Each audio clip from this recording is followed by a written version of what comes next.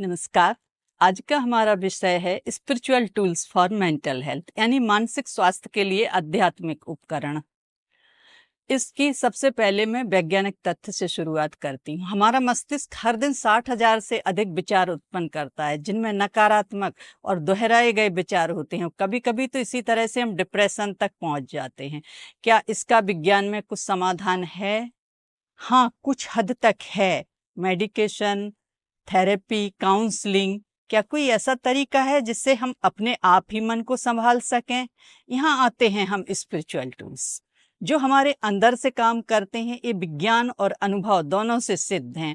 आइए कुछ ऐसे टूल्स को समझते हैं।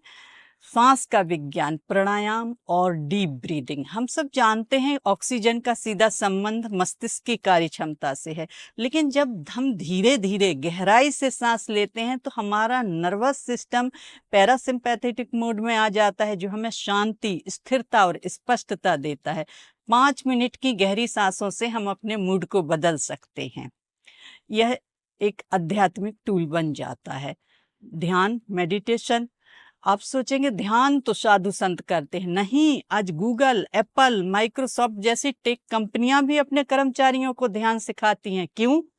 क्योंकि ध्यान मस्तिष्क के ग्रे मैटर को बढ़ाता है, अंदर के डर को कम करता है और इमोशनल स्टेबिलिटी को बढ़ाता है। तो हम ध्यान को एक माइंड टेक्नोलॉजी की तरह देखें। तीसरा, शब्दों की शक्ति, मंत्र और पॉजिटिव अफर्मेशन। हर शब्द का अपना वाइब्रेशन होता है। जब हम बार बार कहते हैं मैं थक गया हूँ, मैं कमजोर हूँ, मुझसे नहीं होगा, तो ये मस्तिष्क को उसी दिशा में ले जाते हैं। जब मैं कहता हूँ मैं शांत हूँ, मैं सक्षम हूँ, मैं सब कुछ कर सकता हूँ, तो मस्तिष्क एक नया पाथवे बनाता है। इसी को हम न्यूरोप्लास्टिक कहते हैं। और गायत्री मंत्र को तो विज्ञान ने भी सिद्ध कर दिया है कि हम इसमें कितनी शांति अनुभव करते हैं। ग्रेटिट्यूड, ये भी एक स्पिरिचुअल विज्ञान है। यदि रोज हम 3 चीजों के लिए आभार प्रकट करें तो हमारा मस्तिष्क सेरोटोनिन, डोपामाइन जैसे रसायन बनाता है, जो मानसिक स्थिति को स्थायी रूप से बदल सकते हैं।